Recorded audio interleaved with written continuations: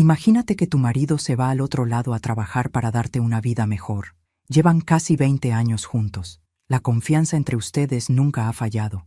Pero a los pocos meses de que él se fue, las vecinas empiezan a mirarte raro. Las amigas de antes ya no te saludan igual.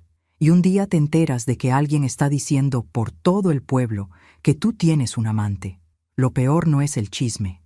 Lo peor es descubrir quién lo empezó. La propia cuñada, la hermana de tu marido, la misma que sonríe en las fotos familiares y que lleva años esperando el momento perfecto para alejarte de él.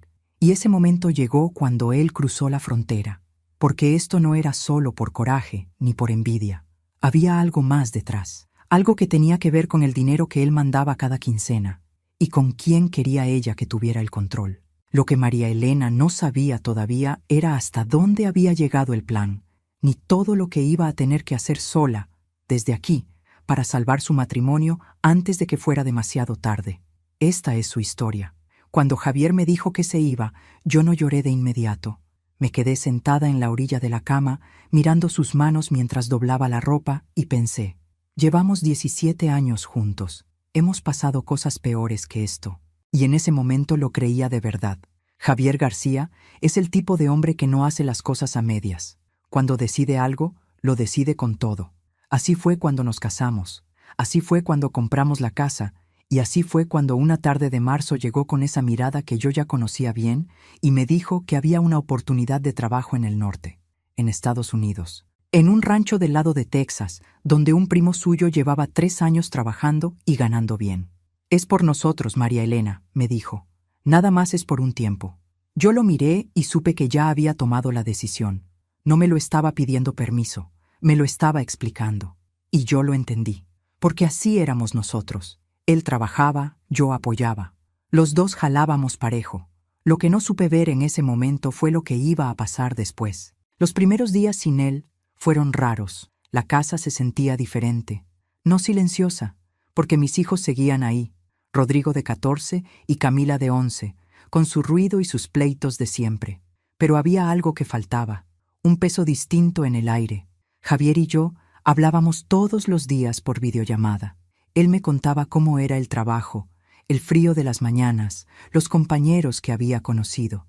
Yo le contaba de los niños, de la escuela, de las cosas pequeñas de la casa. Eran llamadas largas, a veces de 1 hora. Nos costaba colgar. Durante los primeros 2 meses, todo estuvo bien. El problema empezó, como casi siempre pasa, sin que yo me diera cuenta. Verónica, la hermana de Javier, siempre había sido difícil conmigo. No era algo que ella escondiera mucho. Desde el principio, desde antes de que nos casáramos, ella dejaba ver que yo no le parecía suficiente para su hermano. Nunca me lo dijo directo, claro. Ella no era de ese tipo de personas.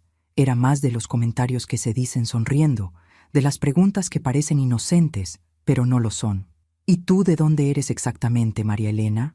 Ah, del rancho de afuera. Qué bonito. Javier siempre fue muy bueno para ayudar a los demás. Muy noble él.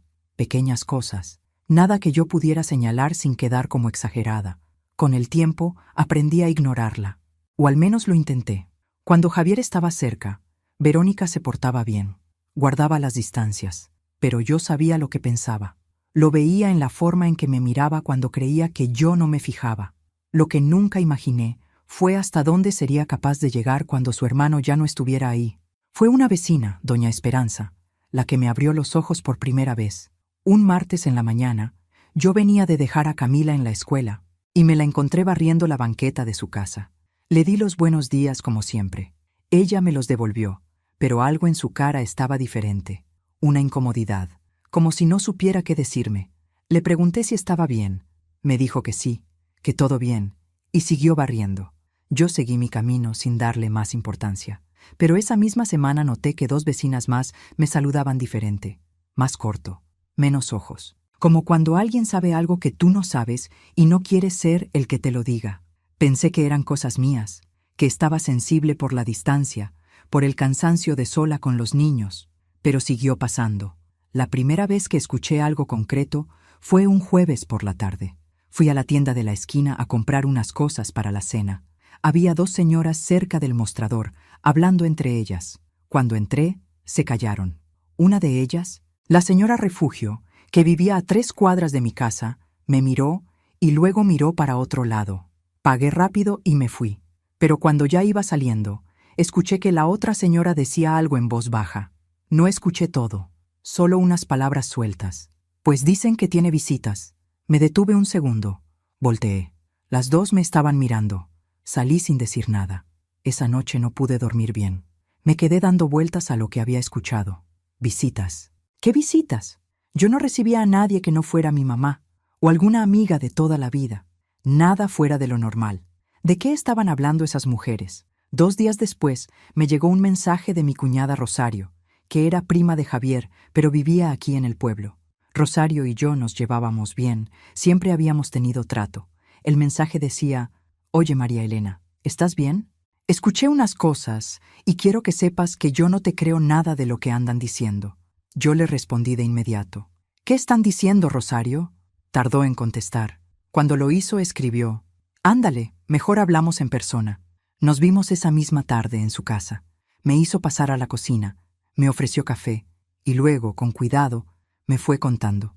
Desde hacía varias semanas, alguien estaba diciéndole a la gente que yo andaba con otro hombre, que Javier llevaba apenas unos meses fuera y yo ya tenía quien me visitara, que me habían visto en el carro de alguien, que había una persona que me llamaba seguido. Todo mentira, todo inventado, pero el chisme ya estaba corriendo. Le pregunté quién estaba diciendo eso. Rosario tomó su taza de café, dudó un momento y me dijo: «Pues, se dice que empezó con Verónica». No me sorprendió tanto como debería haberme sorprendido. Esa noche, cuando Javier me llamó, yo quise contarle todo. Quise decirle lo que estaba pasando, lo que su hermana estaba haciendo, pero me detuve.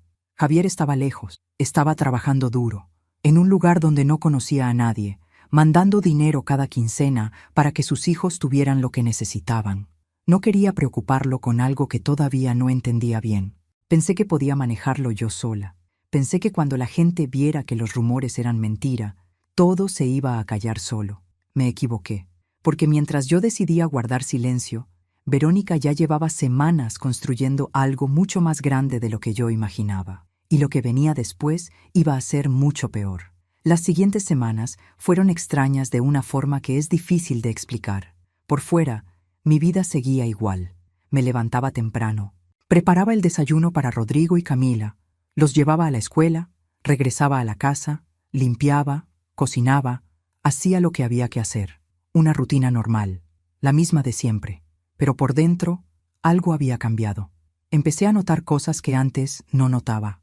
La forma en que algunas personas me miraban cuando pasaba por la calle, los grupos que se callaban cuando yo me acercaba, las sonrisas que se sentían falsas, pequeños detalles que antes me habrían parecido insignificantes y que ahora me pesaban. Sabía lo que estaban pensando, o al menos lo que les habían dicho que pensaran, y lo peor era que no podía defenderme de algo que nadie me decía de frente. Intenté hablar con Verónica, no porque creyera que iba a admitir algo, sino porque quería verle la cara cuando le preguntara. Quería saber si era capaz de mirarme a los ojos. La llamé un lunes por la mañana. Me contestó al tercer timbre, con esa voz tranquila que ella siempre tenía, como si nada en el mundo pudiera alterarla. Le dije que quería hablar con ella, que había escuchado ciertas cosas y necesitaba entender qué estaba pasando. Hubo un silencio corto. «No sé de qué me hablas, María Elena», me dijo. «Yo no ando en chismes». Le dije que varias personas me habían dicho que los rumores habían empezado con ella. Se rió. No fuerte, sino de ese modo suave que usa la gente cuando quiere hacerte sentir exagerada. «Mira, si la gente anda diciendo cosas de ti, eso no es culpa mía. Yo no puedo controlar lo que hablan los demás. A lo mejor deberías preguntarte por qué piensan eso». Y colgó. Me quedé con el teléfono en la mano, sintiendo algo que no era exactamente coraje. Era algo más frío, más pesado, porque en esa frase, en ese a lo mejor deberías preguntarte por qué piensan eso, había algo que no era inocente. Era un mensaje. Me estaba diciendo que ella podía seguir haciendo lo que estaba haciendo y yo no iba a poder probar nada. Fue Rosario quien me fue contando, poco a poco, cómo habían empezado las cosas. Al parecer, Verónica había comenzado con comentarios muy pequeños, cosas que decía de pasada, casi sin querer, en reuniones familiares o cuando se juntaba con las vecinas. ¿Han visto a María Elena? Anda muy arreglada últimamente.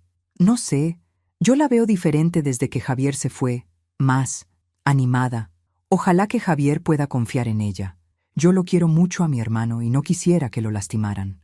Nada directo, nada que se pudiera agarrar, solo insinuaciones, dudas pequeñas plantadas en el momento justo, con las personas correctas. Y la gente, como siempre pasa, empezó a llenar los espacios vacíos con su propia imaginación. Alguien vio mi carro estacionado cerca de una ferretería un día que fui a comprar cosas para arreglar una llave que goteaba. Ese alguien le contó a otro que me había visto cerca de la casa de un hombre. Ese otro le agregó un detalle que no existía. Y así, sin que nadie mintiera de forma completa, se fue armando una historia que no tenía nada de verdad. Así funciona el chisme. No necesita una mentira grande. Necesita muchas verdades a medias, acomodadas de la forma correcta. Lo que más me dolía no era la gente del pueblo, era pensar en Javier. Cada vez que hablábamos, yo buscaba señales en su voz, algo diferente, alguna pregunta que no fuera normal, una pausa más larga de lo necesario. Por varias semanas no noté nada. Él seguía siendo el mismo. Me preguntaba por los niños, me contaba del trabajo, me decía que me extrañaba. Pero un martes por la noche, casi al final de la llamada, me preguntó algo que me heló por dentro. «Oye, María Elena, ¿tú conoces a alguien que se llame Ernesto? ¿Alguien del pueblo?» Pensé un momento. Sí había un Ernesto que vivía a unas calles, un señor mayor, casado, que a veces me saludaba cuando pasaba por ahí. Nada más. Le dije eso. Le pregunté por qué. «No, por nada», dijo él. Me llegó un comentario y quise preguntarte. «¿Qué comentario, Javier?» «Ya te dije que no es nada. Olvídalo». Pero ninguno de los dos lo olvidó. Esa noche nos despedimos más rápido de lo normal. Y cuando colgué, me quedé sentada en la oscuridad de la sala, con el teléfono sobre las piernas, sintiendo que algo se había movido entre nosotros. Algo pequeño todavía, pero real. A la mañana siguiente llamé a Rosario y le conté lo que había pasado. Ella suspiró. «Ya me imaginaba que iba a llegar allá», dijo. Le pregunté qué sabía. Me explicó que algunos parientes que tenían contacto con gente en el norte habían estado hablando, que alguien le había mandado un mensaje a un familiar de Javier contándole la versión de los rumores, y que ese familiar, en lugar de no hacerle caso, se lo había contado a Javier como si fuera algo que él debía saber. «¿Y Verónica sabe que el chisme ya llegó allá?», pregunté. Rosario tardó en responder. «María Elena». Yo creo que eso era exactamente lo que ella quería. Esa semana las llamadas con Javier cambiaron, no de golpe. No hubo una pelea grande ni un momento dramático. Fue gradual. Él empezó a hacer preguntas que antes no hacía. ¿A dónde había ido tal día? ¿Con quién había estado? ¿Por qué había salido tan tarde? Yo respondía todo con calma, porque no tenía nada que esconder. Pero cada pregunta me dolía, no por lo que decía, sino por lo que significaba. Significaba que alguien había logrado meter una duda en la cabeza de mi marido. Un hombre que me conocía desde que yo tenía 21 años. Un hombre que había dormido a mi lado 17 años. Que había visto cómo paría a sus hijos. Que sabía mejor que nadie cómo era yo. Y aún así, la duda estaba ahí. Un día me preguntó, casi sin querer, si yo estaba bien estando sola tanto tiempo. Entendí lo que me estaba preguntando en realidad. Le dije que sí, que estaba bien, que lo amaba y que no había nada de qué preocuparse. Él dijo que sí me creía, pero su voz sonaba diferente. Fue entonces cuando decidí que ya no podía quedarme esperando a que las cosas se arreglaran solas. Hasta ese momento yo había sido cuidadosa, no había confrontado a nadie de forma directa, no había hecho escenas, no había dado de qué hablar. Pensé que si me portaba bien, si no reaccionaba, todo iba a irse apagando solo. Pero Verónica no estaba esperando que las cosas se apagaran. Ella seguía trabajando, seguía hablando, seguía alimentando los rumores con pequeños detalles nuevos cada semana, y yo seguía perdiendo terreno. Entonces me senté una noche, después de que los niños se durmieron, y empecé a pensar en serio. ¿Qué sabía con certeza? ¿Qué podía probar? ¿Quién me podía ayudar? Y sobre todo, ¿hasta dónde había llegado realmente esto? Porque había algo que Rosario me había dicho casi de pasada, algo que yo no había querido escuchar bien en ese momento, pero que ahora no podía quitarme de la cabeza. Me había dicho que los rumores no eran lo único, que Verónica también había estado hablando sobre el dinero que Javier mandaba, sobre cómo se usaba, sobre quién debería tener más control sobre eso. Y eso ya no era solo un chisme sobre mí, eso era otra cosa. Me tardé unos días en procesar lo que Rosario me había dicho sobre el dinero. Al principio no quise creerlo, me parecía demasiado. Que Verónica anduviera esparciendo chismes sobre mí era una cosa, eso lo podía entender, aunque me doliera. Siempre había sido celosa de la relación que yo tenía con Javier. Siempre había sentido que yo le quitaba algo, pero meterse con el dinero era diferente. Era calculado, era frío, y entre más lo pensaba, más sentido le encontraba. Javier mandaba dinero cada quincena. Una parte era para los gastos de la casa, la comida, la escuela de los niños. Otra parte la íbamos ahorrando para cuando él regresara, para terminar de pagar la casa, para tener algo guardado. Yo era quien manejaba todo eso. Siempre había sido así, desde antes de que él se fuera. Javier nunca fue bueno con los números, él mismo lo decía. Yo llevaba las cuentas, yo pagaba los servicios, yo sabía exactamente cuánto había y en qué se gastaba. Verónica lo sabía, y nunca le había gustado. Antes de que Javier se fuera, ella ya había intentado un par de veces sugerirle que pusiera el dinero en una cuenta aparte, que, para cualquier cosa, era mejor que no todo estuviera en mis manos. Javier no le hizo caso. Me lo contó a mí como si fuera algo sin importancia, riéndose un poco de su hermana. Pero ahora Javier estaba lejos, y Verónica tenía tiempo y espacio para trabajar. Fue doña Esperanza, la vecina que me había saludado raro aquella mañana, quien me dio el primer hilo del que jalar. Un miércoles me la encontré en el mercado. Esta vez ella me buscó a mí. Se acercó con discreción, esperó a que no hubiera nadie cerca, y me habló bajito. «Mire, señora María Elena, yo no soy de meterme en lo que no me importa, pero usted siempre me ha parecido buena gente y no me parece justo lo que está pasando». Le dije que me contara. Me explicó que la semana anterior había estado en una reunión en casa de una familiar de Javier. Una de esas reuniones donde se juntan a tomar café y a platicar, y que Verónica había estado ahí.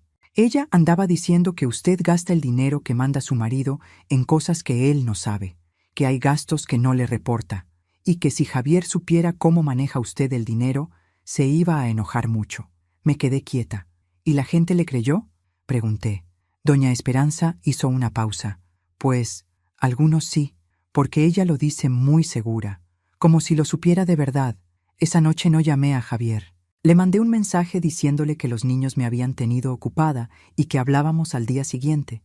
Era mentira. Los niños estaban dormidos desde las 9, pero necesitaba una noche para pensar sin tener que cuidar mi voz ni mis palabras. Me senté en la cocina con un cuaderno y empecé a escribir todo lo que sabía. Los rumores sobre un supuesto amante habían empezado aproximadamente 3 semanas después de que Javier se fue. Habían crecido despacio al principio, luego más rápido. Llegaron a oídos de parientes, luego cruzaron la frontera hasta donde estaba Javier. Alguien le había mandado mensajes, alguien le había dicho cosas. Y ahora, encima de todo eso, Verónica estaba cuestionando cómo yo manejaba el dinero. Era demasiado organizado para ser casualidad. Ella no estaba actuando por impulso ni por coraje. Estaba construyendo algo paso a paso. Primero, arruinar mi reputación como esposa. Luego, sembrar desconfianza sobre el dinero. Si lograba las dos cosas al mismo tiempo, Javier terminaría dudando de mí en todos los sentidos. Y si Javier dudaba de mí, era más fácil convencerlo de hacer cambios, de poner el dinero en otra cuenta, de darle a ella más control sobre las cosas. Era un plan. No perfecto, pero era un plan. Y yo había tardado demasiado en verlo. Al día siguiente, llamé a mi hermana Patricia. Patricia vive en la ciudad, a 2 horas de aquí. Es la persona en quien más confío fuera de Javier. Le conté todo desde el principio. Los rumores, las vecinas, lo de Verónica, lo que me había dicho doña Esperanza, los cambios en las llamadas con Javier. Ella me escuchó sin interrumpirme. Cuando terminé, tardó unos segundos antes de hablar. Javier sabe todo esto que me estás contando a mí. Le dije que no, que había querido protegerlo, no preocuparlo. María Elena, dijo ella, con esa voz que usa cuando sabe que voy a escuchar algo que no quiero oír. Eso fue un error. Javier necesita saber lo que está pasando, porque si tú no le cuentas tu versión, la única versión que va a tener Es la de ellos. Sabía que tenía razón, pero seguía sin sentirme lista. ¿Y si no me cree? Le dije. ¿Y si sí te cree? Me respondió ella. Me preparé durante 2 días para esa conversación, no en el sentido de ensayar un discurso, sino en el sentido de reunir cosas concretas. Busqué los estados de cuenta del banco para mostrarle exactamente en qué se había usado el dinero. Anoté fechas, recordé conversaciones, junté todo lo que podía demostrar que no había hecho nada malo, porque yo sabía que con Javier no bastaba con decir «confía en mí». En este punto, necesitaba mostrarle cosas reales. La duda ya estaba sembrada. Las palabras solas no eran suficientes. Lo llamé un viernes por la noche, cuando los niños ya estaban dormidos y tenía la casa en silencio. Empezamos a hablar de cosas normales, como siempre, pero a los 10 minutos le dije que necesitaba contarle algo importante y que quería que me dejara hablar sin interrumpirme hasta que terminara. Se quedó callado un momento. Luego dijo que bueno. Le conté todo. Le hablé de los rumores, de Verónica, de lo que doña Esperanza me había dicho, de los comentarios sobre el dinero. Le expliqué cómo había empezado todo, cómo había crecido, a dónde había llegado. Le dije que no había callado antes porque quería protegerlo, pero que me había equivocado y que necesitaba que supiera la verdad de mi boca, no de otra persona. Cuando terminé, hubo un silencio largo, demasiado largo. «Javier», dije. «¿Estás ahí?» «Sí», dijo. «Estoy aquí. ¿Qué estás pensando?» Otro silencio. «Estoy pensando que no sé qué creer». Esas palabras me cayeron en el estómago como piedras, no porque fueran crueles, sino porque eran honestas, y la honestidad a veces duele más que la crueldad. Esa noche lloramos los dos, él del otro lado de la frontera, yo aquí en la cocina con la luz apagada. No fue una pelea, fue algo peor. Fue una conversación donde 2 personas que se aman se dan cuenta de que algo entre ellas está dañado, y ninguna de las 2 sabe exactamente cómo arreglarlo desde tan lejos. Javier no me acusó de nada, pero tampoco me dijo que me creía por completo. Me dijo que necesitaba tiempo para pensar, que todo lo que le había contado sobre Verónica era mucho para procesar de golpe, que él la conocía de toda la vida y que le costaba trabajo creer que su hermana fuera capaz de algo así. Y ahí estaba el problema. Él la conocía de toda la vida, y yo llevaba 17 años en esa familia, pero seguía siendo la de afuera, seguía siendo la que había llegado después. Cuando colgamos esa noche, supe que ya no podía seguir esperando a que las cosas se resolvieran solas, y que tampoco podía depender de que Javier tomara partido desde tan lejos, sin ver nada con sus propios ojos. Si quería salvar mi matrimonio, iba a tener que hacerlo yo, sola, y para eso necesitaba pruebas. Empecé por lo más cercano, Rosario. Ella era la única persona dentro de la familia de Javier que me había hablado con honestidad desde el principio. La llamé y le pedí que nos viéramos, no para platicar, sino para hablar en serio. Que me dijera todo lo que sabía, con nombres, fechas, detalles, que no me protegiera de nada. Nos sentamos en su cocina una tarde que los niños estaban en la escuela. Ella tenía cara de quien sabe que lo que va a decir va a doler. «¿Estás segura de que quieres saber todo?», me preguntó. Le dije que sí, y me contó. Verónica había estado más activa de lo que yo imaginaba. No solo había hablado con vecinas y con parientes cercanos, también había buscado a personas que tenían contacto directo con gente en el norte, con tal de que los rumores llegaran al lado donde estaba Javier de la forma más natural posible, como si fueran cosas que cualquiera podía ver, no chismes que alguien estaba fabricando. Había un primo de Javier, Gilberto, que vivía en Houston. Verónica le había escrito por mensaje hace varias semanas. Le había mandado una foto mía que había sacado de mis redes sociales. Era una foto normal. Yo estaba en una reunión de mamás de la escuela de Camila, sentada junto a un señor que era esposo de otra mamá. Nada fuera de lo común. Pero Verónica había mandado esa foto con un mensaje que decía algo como: «¿Tú sabes quién es este señor que anda con María Elena? Yo no lo conozco y me tiene preocupada». Gilberto, sin investigar nada, se lo había reenviado a Javier. Esa había sido una de las primeras cosas que habían llegado al celular de mi marido. Una foto mía, fuera de contexto, presentada como si fuera una prueba de algo. Cuando Rosario me contó eso, entendí por qué Javier me había preguntado aquella noche sobre el nombre Ernesto. El señor de la foto se llamaba así. Le pedí a Rosario que me ayudara a conseguir esos mensajes. Ella dudó. Le costaba trabajo porque Gilberto era familia y no quería problemas, pero también era buena persona y sabía que lo que estaban haciendo conmigo no estaba bien. Al final me dijo que iba a intentarlo. Mientras tanto, yo hice algo que debía haber hecho desde el principio. Fui a hablar con la mamá de la reunión escolar, la señora cuyo esposo salía en la foto. Le expliqué la situación y le pedí si podía ayudarme a aclarar quién era su marido y en qué contexto estábamos ese día. Ella se molestó mucho cuando entendió lo que habían hecho con esa foto. Me dijo que con gusto explicaba lo que fuera necesario. Ya tenía algo. También hablé con doña Esperanza. Le pregunté si estaría dispuesta a contarle a Javier directamente lo que había escuchado en esa reunión, lo que Verónica había dicho sobre el dinero, con sus propias palabras. La señora pensó un momento. Era mayor, no le gustaban los conflictos, pero me miró a los ojos y dijo: «Usted no se merece lo que le están haciendo. Si su marido necesita escucharlo de mí, yo le cuento».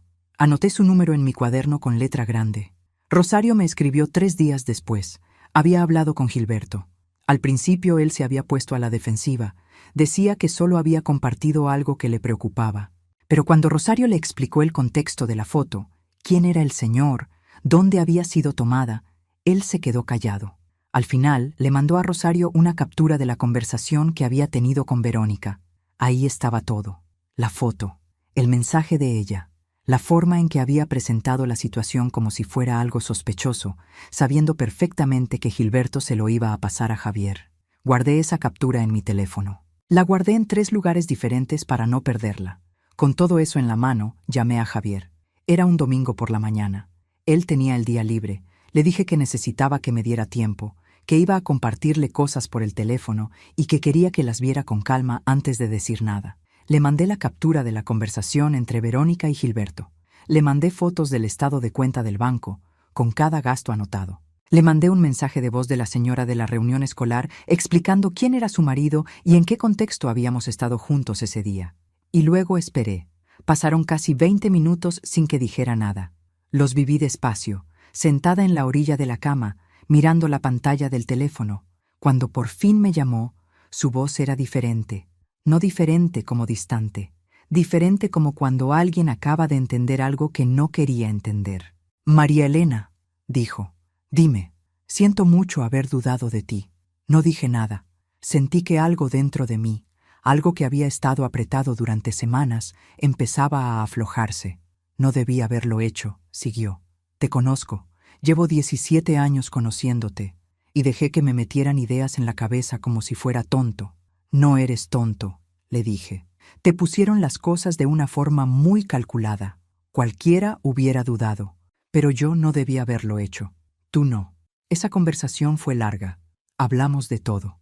Le conté con más detalle cómo había funcionado el plan de Verónica, el trabajo que había hecho para que los rumores llegaran de formas distintas, desde personas distintas, para que parecieran más creíbles. La parte del dinero, los comentarios en las reuniones familiares. Javier escuchaba y se callaba. De vez en cuando preguntaba algo.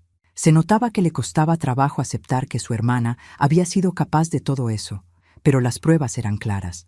Al final me dijo: «Voy a hablar con ella».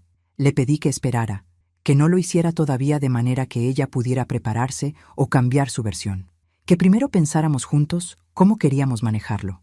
Por primera vez en muchas semanas, Javier y yo estábamos del mismo lado otra vez.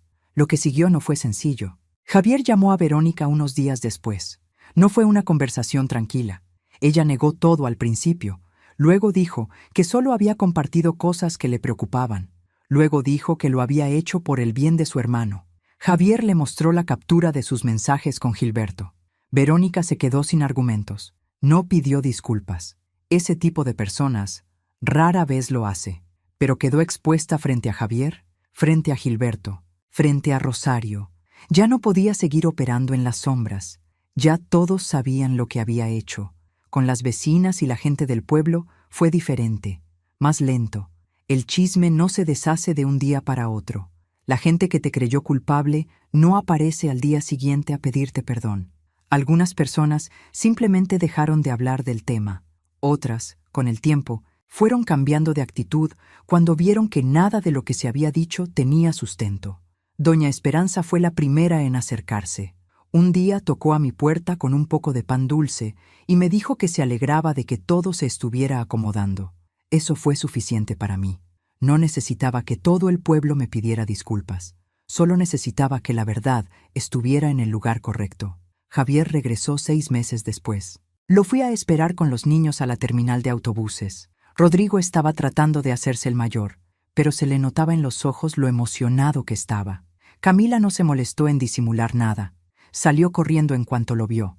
Cuando Javier me abrazó, nos quedamos así un momento largo, sin decir nada. No hacía falta. Todo lo que habíamos pasado estaba ahí, entre los dos, pero ya no como algo que nos separaba, sino como algo que habíamos cruzado juntos, aunque desde lados distintos. La relación con Verónica nunca volvió a ser la misma. Era imposible que lo fuera. Javier tampoco esperaba que yo la tratara como si nada hubiera pasado. Me dijo que entendía, que lo que ella había hecho no tenía justificación, y que si algún día ella quería reparar algo, tendría que ser con hechos, no con palabras. Hasta donde sé, eso nunca pasó. Pero yo aprendí a vivir con eso. Hay personas que no van a cambiar, y gastar energía esperando que lo hagan es tiempo que le quitas a cosas que sí importan. Lo que me quedó de todo esto no fue el coraje. El coraje se fue pasando con el tiempo. Lo que me quedó fue algo más útil. Aprendí que guardar silencio para proteger a alguien a veces termina dañando a los dos, que cuando alguien te ataca en las sombras, la mejor respuesta no es esperar a que la verdad salga sola, sino salir tú a buscarla. Que la confianza en un matrimonio no es algo que se tiene o no se tiene. Es algo que se trabaja, especialmente cuando las circunstancias hacen todo más difícil. Y aprendí que una familia no es solo la que te toca por sangre, es la que construyes, la que decides cuidar, la que vale la pena defender cuando alguien intenta quitártela. Eso es lo que hice. Y no me arrepiento de nada.